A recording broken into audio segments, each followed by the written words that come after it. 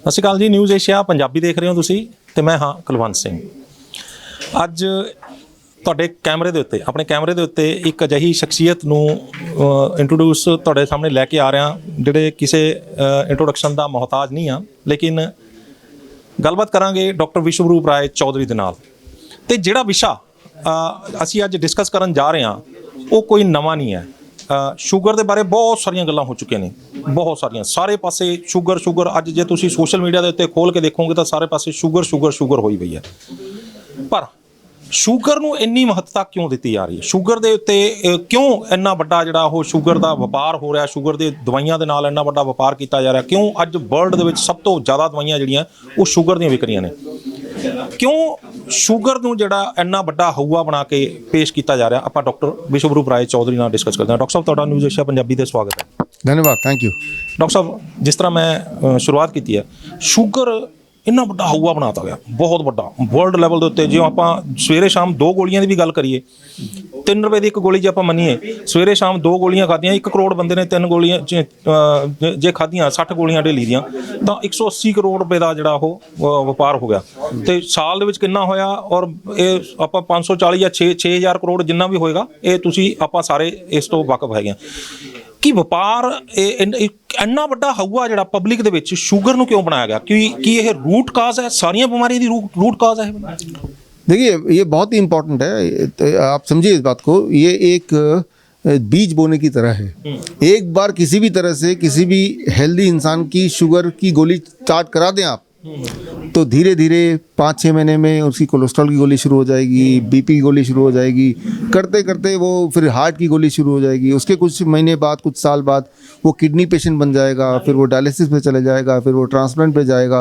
तो मतलब ये है कि बस आपको एक काम करना है कि एक हेल्दी इंसान को ये पहले तो विश्वास दिलाना है कि वो बीमार है और उसको डायबिटीज़ की गोली शुरू करना है। शुरुआत उसकी जर्नी एक गोली से हुई, लेकिन वो उसके अंत तक पहुँचते पहुँचते जितने भी पैसे उसने कमाए हैं उसमें से कम ऑन एवरेज जो देखा गया 1/3 हिस्सा उसने फार्मास्यूटिकल कंपनी को, हॉस्पिटल को, क्लिनिक को, डॉक्टर में बांट दिया।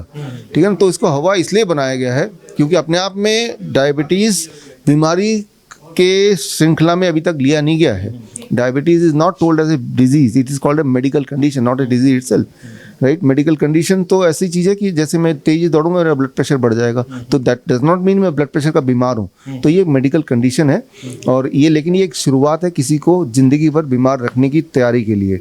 ये फार्मास्यूटिकल कंपनीज़ के लिए बहुत ही अच्छा एक माध्यम है। बस शुगर की गोली शुरू करो और फिर वो हमारा कस्टमर, उस हर फार्मास्यूटिकल कंपनी का कस्टमर जीवन भर बना रहेगा। तो ये कारण है, ये प्रोमोटेड बाय फार्मास्यूटिकल कंपनीज। उसके ऐड देके, उसके प्रचार करके लोगों के दिमाग घुसा दिया कि आप अपना ब्लड शुगर टेस्ट करो। और जो टेस्टिंग मशीन है वो पहले तो उसको इंट्रोड्यूस किया, छोटा सा मशीन, और ऊपर से ये बता दिया कि ब्लड शुगर अगर 100 से ऊपर है या 150 से ऊपर है तो बीमार है। जबकि सच बात यह है कि अगर आपका ब्लड शुगर, पोस्टप्रैंडल ब्लड शुगर 250 से नीचे है, 250 mg पर डेसीलीटर, अबाउट 14 मिलीमोल पर लीटर से नीचे अगर है तो आप पेशेंट नहीं हैं। तो मेरी आपके माध्यम से बोलना चाहूँगा कि जो लोग डायबिटीज़ की गोली खाते हैं, एक दिन वो ना खाएं और खाने के 2 घंटे बाद अपना ब्लड शुगर चेक करें। बिना दवाई के अगर आपका ब्लड शुगर 250 से नीचे है तो आप, पहली बात तो ये जो डायबिटीज़ वगैरह कुछ है ही नहीं आपको, आपका ब्लड शुगर ऑलरेडी नॉर्मल है, राइट। और अगर नहीं, अगर इससे ऊपर है, 250 से ऊपर है, तो भी दवाई ना खा के आप जो DIP diet, the kind of diet आपके चैनल में पहले भी कवर हुआ है, डॉक्टर अमर सिंह आज़ाद ने भी बोला, मैंने भी बोला कई बार, तो DIP डाइट आप शुरू कर दें तो तीसरे दिन तक 250 से नीचे आ जाएगा, 200 से भी नीचे आ जाएगा। तो ये है कारण भी मैंने बताया, निवारण भी आ ही गया। अच्छा, तो क्या एक बात बताइए कि क्या यही एक कारण है कि शुगर की रीडिंग जो है वो कम कर दी गई है? आप बोल रहे हैं 250, मेडिकल साइंस जो है, मॉडर्न मेडिकल साइंस जो है वो बोल रही है कि 110 या कुछ इसके आसपास होनी चाहिए। तो क्या यही एक कारण है कि रीडिंग जो है कम कर दी गई? क्योंकि बॉडी में शुगर तो है, रीडिंग कम हो गई है, वो शुगर नहीं गई। तो क्या यही एक कारण है कि उसको रीडिंग कम कर दी गई है कि लोग, पेशेंट ज़्यादा बढ़े और फार्मास्यूटिकल्स कंपनीज को जो है वो ज़्यादा फायदा हो? एब्सोल्युटली। देखिए, जो आपने बोला मेडिकल साइंस और मेडिकल इंडस्ट्री में फ़र्क समझिए। जो 250 बोल रहा हूँ वो मेडिकल साइंस बोलता है, वो मेरा नहीं है पैमाना, वो मेडिकल साइंस का दिया हुआ, राइट। दैट इज 6 मार्च 2018 में नया गाइडलाइन डायबिटीज़ का आया, राइट। ACP गाइडलाइन बोलते हैं, आप चेक कर सकते हैं गूगल में, उसमें ऑलरेडी है 250, तो पूरे यूनिवर्सल जो है एक्सेप्टेड है, वो जो मेडिकल साइंस बोलता है वो 250 बोलता है, लेकिन मेडिकल इंडस्ट्री जब डॉक्टर के चैम्बर में जाके अपना पैम्फलेट लेके जाती है उसमें उन्होंने 110, 115, 125 कुछ भी डाल दिया, राइट। या फिर उसी तर्ज पे WHO जो फार्मास्यूटिकल कंपनीज के द्वारा बनाया गया है वो 110, 150 से ये सब कुछ ना कुछ बोलती रहती है। लेकिन मेडिकल साइंस जो प्रूवन साइंस है उसकी बात करें, ACP गाइडलाइन जो पूरे विश्व में जो कंट्रोल करती है वो तो 250 ही बोलती है। आज भी 250 बोलती है, पहले भी 250 बोलती थी। अच्छा, एक और चीज़ बताइए, अभी हमने जो बोला मुझे लगता कि दर्शकों के दिमाग में ज़्यादा घुसने वाली बात है। अब आए क्योंकि उनके दिमाग में एक बैठा हुआ है कि मेरी शुगर बढ़ गई तो मेरी टांगें खराब हो जाएंगी, मेरे आँख खराब हो जाएगा, मेरे गुर्दे खराब हो जाएंगे, मेरे बॉडी के मल्टीपल ऑर्गन्स जो हैं उनके ऊपर असर पड़ेगा, वो खराब हो जाएंगे। तो थोड़ा सा ये भी थोड़ा उसको लाइट डाल दीजिए, उसके ऊपर प्रकाश डाल दीजिए कि शुगर जो है वो कब ऑर्गन खराब करना शुरू करती है, कितनी शुगर बढ़े तब ऑर्गन खराब होने शुरू करते, उससे पहले डरने की जरूरत नहीं। 250 से पहले डरने की जरूरत नहीं। 250 के बाद मान लो किसी का 300 रहता है और ऐसा लगातार रहता है कई महीनों तक, तो फिर आंखों में असर पड़ेगा, हार्ट में पड़ेगा, किडनी में पड़ेगा, अलग अलग ऑर्गन तब पड़ेगा। 250 से नीचे कुछ वरी करने की जरूरत नहीं। 250 के बाद वरी करने की जरूरत है और साथ में कुछ लाइफस्टाइल में बदलाव करने की जरूरत है। आप कुछ नहीं कर सकते तो एक काम कीजिए बस कि जो भी आप डिनर करते हैं 7 बजे से पहले फिनिश कर लीजिए। जो भी आप खाना खा रहे हैं, मैं उसको भी बदलने की बात नहीं कर रहा हूँ, मैं सिर्फ बोल रहा हूँ कि एक नियम बनाइए कि 7 बजे के बाद मुझे मुंह के अंदर कुछ डालना नहीं है। अगर ये नियम भी आप करेंगे तब भी ज़्यादातर लोग, अबाउट 90% ऑफ देम, वो उनका ब्लड शुगर इतने में एक चीज़ करने से ही 250 से नीचे आ जाएगा, पहले 3 दिन के अंदर ही, 2-3 दिन में आ जाएगा। तो उनको तो कुछ और बदलने बोल नहीं रहा। और तब भी अगर नहीं आता तो जो DIP डाइट है उस डाइट को अपना लीजिए। तो आपका गोल ये होना चाहिए कि मुझे ब्लड शुगर को 250 से ऊपर जाने देना नहीं है और नीचे लाने के लिए दवा यूज़ करनी नहीं है। तो माध्यम क्या रह गया?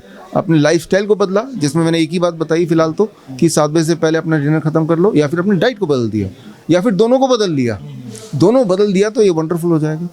अच्छा डॉक्टर साहब, एक बात बताइए कि शुगर जो है वो बड़ा, मैंने बोला एक बड़ा हुआ बना रखा है, तो उसमें नो डाउट जो है जो लोगों के ऊपर इसका असर हो रहा है वो इसको मानेंगे भी। लेकिन एक बात बताइए कि आपने बोला कि आंखें खराब कर सकती है, किडनी के ऊपर असर पड़ता है, तो जब शुगर बढ़ती है तो एक सवाल जो मेरे हिसाब से दर्शकों के मन में भी होगा कि शुगर बढ़ती है तो सबसे पहला अटैक उसका कौन से ऑर्गन पे होता है, ताकि वो पता हो तो उसके हिसाब से चलेंगे।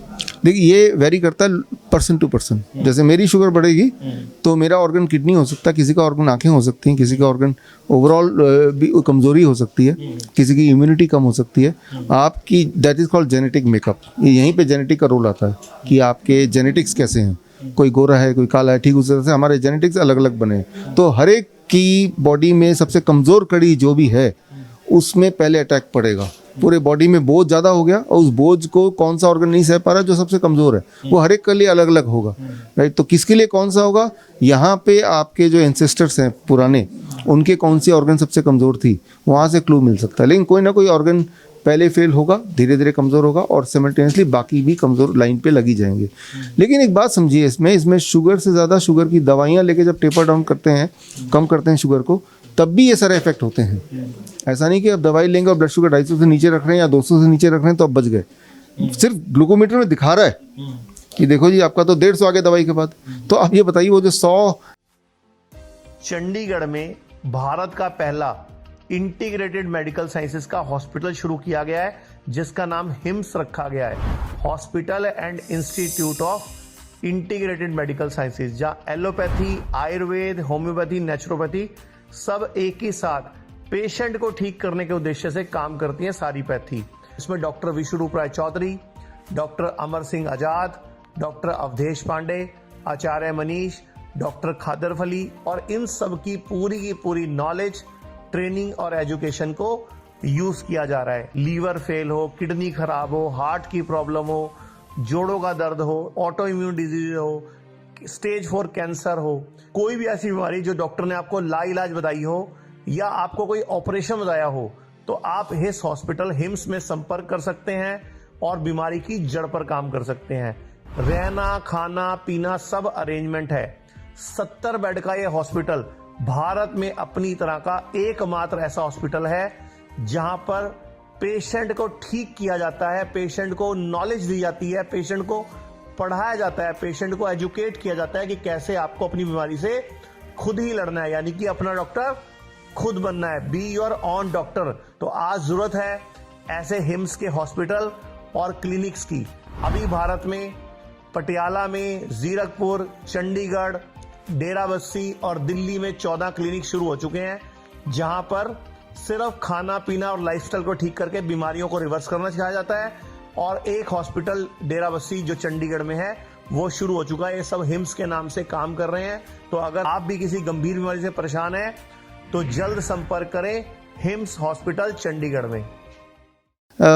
mg 100 mg अगर ब्लड शुगर कम हुआ, यानी कि पर लीटर 1 ग्राम ब्लड शुगर कम हो गया, तो दवाई ब्लड से शुगर को निकाला। अब कहाँ डाला उसने? उठा के किडनी में छुपा दिया, हार्ट में छुपा दिया, तो आप हाँ स्किन के नीचे डाल दिया। आपका ब्लड का शुगर घट गया, बॉडी का शुगर नहीं घटा। तो मान लो ये कमरा है, यहाँ पे बहुत कूड़ा है, तो मैंने उठा के यहाँ पे इसके नीचे डाल दिया, तब भी गंदगी इसी कमरे के अंदर है, मैंने उसका रीपोजिशनिंग कर दी। जैसे आपके शहर में होता है कि कूड़ा एक जगह का सारा इकट्ठा करके शहर के दूसरी जगह में डाल दिया, है तो शहर के अंदर ही। तो दवाइयाँ बस इतनी करती हैं कि ब्लड से शुगर निकालती है, लेकिन बॉडी के अंदर ही वो है, और जब तक बॉडी के जिस ऑर्गन में भी वो स्टोर्ड है, वो ऑर्गन खराब होगा। वो कौन सा ऑर्गन है ये डिपेंड करता है, और जेनेटिक मेकअप। अच्छा, आपने डायबिटीज़ के ऊपर, शुगर के ऊपर आपने जो है वो PhD की हुई है, तो थोड़ा सा दर्शकों को ये बताएंगे कि शुगर अंदर गया, अब शुगर के बारे में भाई इतना कुछ बोल दिया गया, हुआ भी बना हुआ, तो ये बॉडी के अंदर शुगर बढ़ गया तो मतलब क्या हुआ, अंदर क्या होने लगता है जिससे ऑर्गन खराब होने लगते हैं, क्या कौन सा कैसे अंग खराब कैसे होने शुरू? देखिए, कोई भी न्यूट्रिशन जो है वो या तो ज़्यादा हो जाएगा या कम हो जाएगा, तो बॉडी में कुछ ना कुछ फर्क पड़ेगा। किसी भी चीज़ की अति, राइट, जो जैसे बॉडी का टेम्परेचर बढ़ गया या घट गया, दोनों केसेस में ही हमारी बॉडी एक होमोस्टेसिस में रहती है। होमोस्टेसिस मतलब एक दायरे में रहती है, इससे ज़्यादा या कम। जैसे पृथ्वी एक दायरे में है, सूरज से ना तो बहुत ज़्यादा करीब है ना बहुत ज़्यादा दूर है, राइट। इसीलिए यहाँ पे जीव है, जिसे कहते हैं गोल्डीलॉक जोन बोलते हैं इसे, कि एक ऐसी दायरा जहाँ पे जीव रहना पॉसिबल है, जिंदा रहना पॉसिबल है। तो आपके लिए भी जिंदा रहना पॉसिबल है, शुगर नेसेसरी है। अभी जो मैं बात कर पा रहा हूँ आप सुन पा रहे हैं, क्यों? क्योंकि आपके बॉडी के हर सेल में शुगर है, तो शुगर तो जरूरी है, राइट। डॉक्टर बोलता है आपका शुगर बढ़ गया, तो यानी कि आपके बॉडी में एनर्जी बढ़ गया, बट गलत जगह पे एनर्जी है। तो जो एक बात सिर्फ याद रखिए, जब हम ब्लड शुगर बोलते हैं, एक्चुअली वो ब्लड शुगर नहीं, ब्लड ग्लूकोज बोलिए उसको। शुगर का मतलब फ्रुक्टोज भी हो सकता है, सुक्रोज भी हो सकता है। शुगर कई तरह के हैं, उनमें सिर्फ एक जो ग्लूकोज होता है वो ब्लड में जाता है, फ्रुक्टोज है वो लिवर में जाता है। फ्रुक्टोज फ्रूट्स, तो फ्रूट्स खाइए, उसमें एनर्जी तो है लेकिन वो सीधा ब्लड में नहीं घुलता है, पहले लिवर में जाएगा, फिर लिवर डिसाइड करेगा कि भाई ये कैसे भेजें, कब भेजें। तो यानी कि फलों का जो शुगर है, फलों से जो एनर्जी आती है, वो बॉडी लिवर कंट्रोल करके तब ब्लड में भेजती धीरे धीरे। तो इसीलिए हम बोलते हैं कि भाई फल आप ज़्यादा खाओ। आप डॉक्टर पास जाते हैं, वो क्या बोलता है? इसका ठीक उल्टा, कि फल नहीं खाना भाई, मीठे फल नहीं खाना। अगर आपने मीठे फल नहीं खाए तो क्या आप ठीक हो गए? क्या कोई ठीक हो गया? 15 साल नहीं खाया, 20 साल नहीं खाया, तो जो चीज़ आपको ठीक कर सकती है उसको आपने बंद कर दिया, और जिस चीज़ से आप बीमार पड़ सकते हैं वो दवाई उसको चालू कर दिया, और वही नतीजा हो रहा है, आप और बीमार पड़ते जा रहे हैं। तो सिर्फ नियम इतना याद रखिए कि शुगर इज़ अ एनर्जी, और राइट एनर्जी कौन सी है? जो बॉडी रेगुलेट कर पाए। तो वो कौन सी रेगुलेट कर पाती है? जो फ्रुक्टोज है फ्रूट्स में, या वेजिटेबल्स में जो शुगर है, ग्लूकोज है। वो कैसे? जब वेजिटेबल कोई खाते हैं, मान लो टमाटर खाए तो शुगर गया, लेकिन साथ में फाइबर भी गया। वो फाइबर भी शुगर को कंट्रोल करके रखती है कि किस स्पीड से ब्लड में भेजें, बूंद बूंद करके। अगर ऑलरेडी शुगर ज़्यादा तो नहीं भेजेगी, तो स्टमक में रहेगा, या कोलोन से चला जाएगा, या लिवर में जाके वहाँ छुप जाएगा।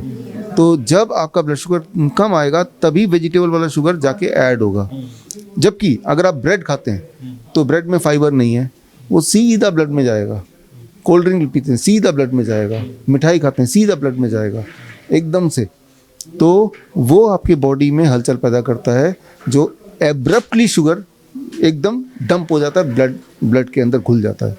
जबकि वेजिटेबल्स एंड फ्रूट्स एकदम से डंप नहीं होते, वो धीरे धीरे बॉडी की ज़रूरत के अनुसार वो रिलीज होता है ब्लड में। इसीलिए फ्रूट्स एंड वेजिटेबल ढेर सारे मात्रा में खाना है। एक इंसान को कितना खाना चाहिए? बॉडी वेट के अनुसार। मान लो मेरा 70 kg है, तो पूरे दिन भर में कम से कम 700 ग्राम फल खाऊंगा, और 700 ग्राम ही मैं कच्ची सब्जी खाऊंगा। अगर ऐसा आप कर सकते हैं तो बीमारी होगी नहीं, और अगर है तो वो ठीक हो जाएगी, वो भी बड़ी जल्दी। डॉक्टर साहब, शुगर शुगर शुगर की बात सभी करते हैं, ग्लूकोज बढ़ गया, शुगर आ गया बॉडी में, बढ़ गया, उसके खराब हो गया, लेकिन शुगर के साथ जो है इंसुलिन भी बढ़ती है बॉडी में, क्योंकि शुगर आया तो इंसुलिन इज अ कैरियर। तो शुगर सेल ने लेने से इनकार कर दिया उसको, शुगर को, लेकिन इंसुलिन जो है वो भी बढ़ा और शुगर भी बढ़ा। इंसुलिन जब बढ़ता है और शुगर भी बढ़ता है तो दोनों मिलकर कुछ ज़्यादा गड़बड़ करते हैं। देखिए, इंसुलिन में जैसे मैंने बताया, कोई भी चीज़ बॉडी में अगर ज़रूरत से ज़्यादा या कम है तो बॉडी ठीक से काम नहीं करेगी। इंसुलिन एक हार्मोन है जो बॉडी बनाता है, यूँ मान लीजिए ट्रांसपोर्टेशन एजेंट है। शुगर आया लेकिन उसको सही रास्ता दिखाना, सेल तक पहुंचाना, सेल के दरवाजे खोलना, ये इंसुलिन का काम है। इंसुलिन जब ज़्यादा बन जाएगा तो वो भी बॉडी के लिए बोझ है। तो उस इंसुलिन का एक और काम है, वो ग्रोथ हार्मोन भी है, बॉडी के सेल्स को तेज़ी से बढ़ाता है। कोई भी चीज़ जब तेज़ी से बढ़ने लगती है तो उसे क्या बोलते हैं? ट्यूमर बोलते हैं, उसे कैंसर बोलते हैं। तो कैंसर का खतरा बढ़ जाता है, ट्यूमर का खतरा बढ़ जाता है, राइट। तो ज़्यादा इंसुलिन की ज़रूरत नहीं है हमें, ऑप्टिमम की ज़रूरत है। ज़्यादा इंसुलिन कब आएगा? जब आप रिफाइंड खाएंगे। लेकिन मॉडर्न मेडिकल साइंस तो ये बोल रही है कि इंसुलिन लो आप, कि शुगर बढ़ गया है तो इंसुलिन दी जाती है, तो वो तो गड़बड़ है। वो बिल्कुल गड़बड़ है। इंसुलिन लेंगे तो आप कैंसर को इनवाइट कर रहे हैं, ट्यूमर को इनवाइट कर रहे हैं, वो बिल्कुल तभी हम बोलते हैं आप डाइट पे आ जाओ, इंसुलिन छुड़ाओ। और मैं जानता हूं कि जो टाइप 2 पेशेंट्स हैं, ऐसा कोई पेशेंट नहीं जो इंसुलिन से फ्री हो सकता है। सारे पेशेंट फ्री हो सकते हैं। ऐसा कोई इंसान नहीं जो इंसुलिन जिनको ज़िंदगी भर लेनी पड़ेगी अगर आप इस जो मैंने बोला वो अगर करते हैं। और टाइप 1 जो चिल्ड्रन, बच्चे हैं, उनमें से जो पेशेंट डायग्नोसिस के वक्त ही हमारे पास आ जाते हैं, उनको भी इंसुलिन की ज़रूरत नहीं पड़ती है। कुछ को ज़रूरत पड़ती है, बहुत थोड़ी सी। वो डैमेज इस तरह से कर दिया बॉडी अपने वैक्सीनेशन से, फास्ट फूड से, तो बच्चों को भी आप इतनी सारी सप्लीमेंट देने लगते हैं उससे, या फिर जो फार्मूला दूध है उससे, इस हद तक डैमेज कर दिया उसके पेनक्रियास की उनको ज़रूरत पड़ती है, वो भी बहुत थोड़े लोगों को। तो इंसुलिन भी अपने आप में बीमार करती है, कैंसर बनाती है, ट्यूमर बनाती है। अच्छा, जाते जाते कुछ टिप ऑफ द इंटरव्यू देना चाहेंगे कि शुगर से बिना दवाई से जल्दी अगर ठीक करना चाहता है बॉडी अपनी, तो वो कैसे करे? देखिए, इसके लिए सिर्फ एक ही रूल याद रखिए, I call it 2% rule, 2% rule, right. आपका बॉडी वेट जितना भी है उसका 2% जितना वेट हो जाता है उतना कच्चा आपको खाना है, राइट। उतना कच्चा खाएंगे। जैसे मैंने बताया भी, मेरा बॉडी वेट 70 kg, इसका 2% कितना? 1400 ग्राम। तो 1400 ग्राम कच्चा फल और सब्जी में पूरे दिन भर में अगर मैं खाऊंगा, दैट बिकम्स माई मेडिसिन। अगर सिर्फ इतना भी आप कर सकते हैं तो बीमारी आप देखेंगे कैसी एनर्जी बढ़ रही है और बीमारी कैसे घट रही है बड़ी तेज़ी से।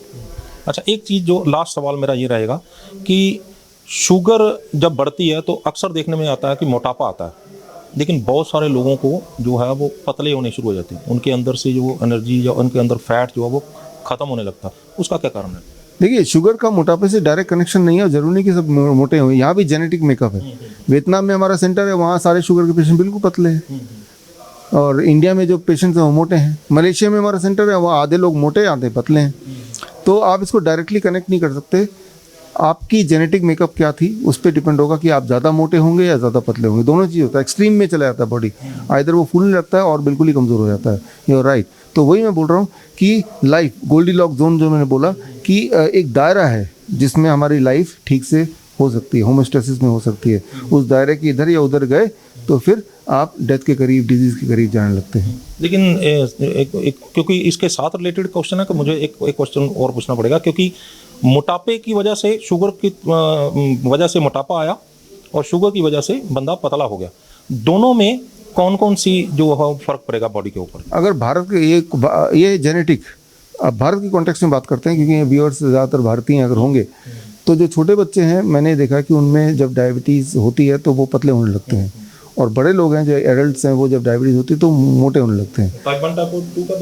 टाइप 1 में पतले होते हैं, टाइप 2 में अधिकतर लोग मोटे होते हैं। ये फ़र्क हमने देखा है। और उनका मोटापा जैसे जैसे घटने लगता है तो उनका ब्लड शुगर भी नॉर्मलाइज होने लगता है। या फिर जो मैंने डाइट बताया वो डाइट जब लेंगे तो आपका ब्लड शुगर तो घटेगा ही घटेगा, साथ में आपका फैट, एक्सेस फैट भी घटेगा। तो this kind of correlation can be seen, लेकिन ये कोरिलेशन जेनेटिक है। तो देश, अलग अलग देशों में, जोग्राफिकल एरियाज़ में वो कोरिलेशन वेरी भी करता है। जो कोरिलेशन भारत में है इसका ठीक उल्टा वियतनाम में है। जैसे यहाँ डायबिटीज़ टाइप 1 जो पेशेंट हैं वो करीब 10% है, वियतनाम में डायबिटीज़ टाइप 1 नाम के बहुत कम है, बिल्कुल है ही नहीं। तो आपके जेनेटिक मेकअप से भी ये काफ़ी हद तक जुड़ा हुआ है। बहुत धन्यवाद, आपने हमारे दर्शकों को इतनी महत्वपूर्ण जानकारी दी है, बहुत बहुत धन्यवाद। थैंक यू, धन्यवाद। ਸੋ ਸਨ ਡਾਕਟਰ ਵਿਸ਼ਵਰੂਪ ਰਾਏ ਚੌਧਰੀ ਜਿਨ੍ਹਾਂ ਨੇ ਸਾਨੂੰ ਅਜਿਹੀ ਜਾਣਕਾਰੀ ਦਿੱਤੀ ਹੈ ਡਾਇਬਟੀਜ਼ ਯਾਨੀ ਸ਼ੂਗਰ ਦੇ ਬਾਰੇ। ਸ਼ੂਗਰ ਦੀ ਗੱਲ ਹਰੇਕ ਕਰਦਾ ਹੈ ਲੇਕਿਨ ਇਨਸੂਲਿਨ ਦੀ ਗੱਲ ਕੋਈ ਨਹੀਂ ਕਰਦਾ, ਲੇਕਿਨ ਇਨਸੂਲਿਨ ਦੇ ਬਾਰੇ ਵੀ ਇੱਕ ਅਜਿਹੀ ਜਾਣਕਾਰੀ ਦਿੱਤੀ ਹੈ ਜਿਹੜੀ ਕਿ ਅੱਖਾਂ ਖੋਲ੍ਹਣ ਵਾਲੀ ਹੈ, ਕਿਉਂਕਿ ਇਨਸੂਲਿਨ ਦੀ ਵਜ੍ਹਾ ਜਿਹੜੀ ਹੈ ਅੱਗੇ ਚੱਲ ਕੇ ਇਨਸੂਲਿਨ ਤੋਂ ਬੋਡੀ ਦੇ ਅੰਦਰ ਜ਼ਿਆਦਾ ਹੁੰਦਾ, ਸ਼ੂਗਰ ਪਲੱਸ ਇਨਸੂਲਿਨ ਜਿਹੜਾ ਅੱਗੇ ਚੱਲ ਕੇ ਜਿਹੜਾ ਕੈਂਸਰ ਦਾ ਕਾਰਨ ਬਣਦਾ। ਤੇ ਇਹੀ ਗੱਲ ਹੈ ਕਿ ਸ਼ੂਗਰ ਦੀਆਂ ਦਵਾਈਆਂ ਜਿਹੜੀਆਂ ਨੇ ਉਹ ਲਗਾਤਾਰ ਜਿਹੜੀਆਂ ਮਨਾ ਕੀਤੀਆਂ ਜਾਂਦੀਆਂ ਨੇ। ਡਾਕਟਰ ਵਿਸ਼ਵਰੂਪ ਰਾਏ ਚੌਧਰੀ ਤੇ ਉਹਨਾਂ ਦੇ ਵਰਗੇ ਸਾਰੇ ਹੀ ਡਾਕਟਰ, ਜਿਹੜੇ ਡਾਕਟਰ ਅਮਰ ਸਿੰਘ ਆਜ਼ਾਦ, ਆਚਾਰਿਆ ਮਨੀਸ਼, ਡਾਕਟਰ ਉਦੇਸ਼ ਪਾਂਡੇ, ਜਿੰਨੇ ਵੀ ਇਸ ਗਰੁੱਪ ਦੇ ਜਿਹੜੇ ਨਾਲ ਜੁੜੇ ਹੋਏ ਨੇ, ਇਸ ਪੱਧਤੀ ਦੇ ਨਾਲ ਜੁੜੇ ਹੋਏ ਨੇ, ਹਰੇਕ ਬੰਦਾ ਕਹਿੰਦਾ ਕਿ ਸ਼ੂਗਰ ਦੀ ਜਾਂ ਕੋਈ ਵੀ ਦਵਾਈਆਂ ਤੋਂ ਬਚੋ ਤੇ ਡਾਈਟ ਦੇ ਨਾਲ ਜਾਂ ਫਿਰ ਨੈਚੁਰੋਪੈਥੀ ਜਾਂ ਆਯੁਰਵੈਦਿਕ ਤਰੀਕਿਆਂ ਦੇ ਨਾਲ ਤੁਸੀਂ ਆਪਣਾ ਇਲਾਜ ਕਰੋ, ਤਾਂ ਕਿ ਜਿਹੜੀ ਆ ਉਹ ਸਰੀਰ 100 ਸਾਲ ਲਈ ਜਿਉਣ ਲਈ ਜਿਹੜਾ ਬਣਿਆ ਉਹ ਲਗਾਤਾਰ ਉਸ ਦੀ ਜਿਹੜੀ ਆ ਉਹ ਬਣਿਆ ਰਹੇ ਔਰ 100 ਸਾਲ ਤੱਕ ਜਿਹੜਾ ਉਸ ਨੂੰ ਆਪਾਂ ਲੈ ਕੇ ਜਾ ਸਕੀਏ। ਸੋ ਤੁਹਾਨੂੰ ਇਹ ਗੱਲਬਾਤ ਕਿਵੇਂ ਲੱਗੀ, ਆਪਣੀ ਰਾਏ ਸਾਨੂੰ ਸਾਡੇ ਕਮੈਂਟ ਬਾਕਸ ਜ਼ਰੂਰ ਦੇਣਾ। ਜੇਕਰ ਵੀਡੀਓ ਵਧੀਆ ਲੱਗੀ ਹੈ ਤਾਂ ਇਸ ਨੂੰ ਲਾਈਕ ਤੇ ਸ਼ੇਅਰ ਵੱਧ ਤੋਂ ਵੱਧ ਕਰ ਦਿਓ, ਤਾਂ ਕਿ ਜੇਕਰ ਕੋਈ ਇੱਕ ਬੰਦਾ ਵੀ ਡਾਕਟਰ ਵਿਸ਼ਵਰੂਪ ਰਾਏ ਚੌਧਰੀ ਦੇ ਵਿਚਾਰ ਸੁਣ ਕੇ ਠੀਕ ਹੁੰਦਾ ਤਾਂ ਅਸੀਂ ਸਮਝਾਂਗੇ ਕਿ ਸਾਡੇ ਇਸ ਵੀਡੀਓ ਨੂੰ ਬਣਾਉਣ ਦਾ ਮਕਸਦ ਕਾਮਯਾਬ ਰਿਹਾ। ਸਾਡੇ ਚੈਨਲ ਨੂੰ ਸਬਸਕ੍ਰਾਈਬ ਕਰਨਾ ਨਾ ਭੁੱਲਿਓ। ਅਗਲੀ ਵਾਰ ਫਿਰ ਹਾਜ਼ਰ ਹੋਵਾਂਗੇ ਇੱਕ ਨਵੇਂ ਮੁੱਦੇ, ਇੱਕ ਨਵੇਂ ਮਹਿਮਾਨ ਦੇ ਨਾਲ। ਉਦੋਂ ਤੱਕ ਮੈਨੂੰ ਦਿਓ ਇਜਾਜ਼ਤ। ਧੰਨਵਾਦ।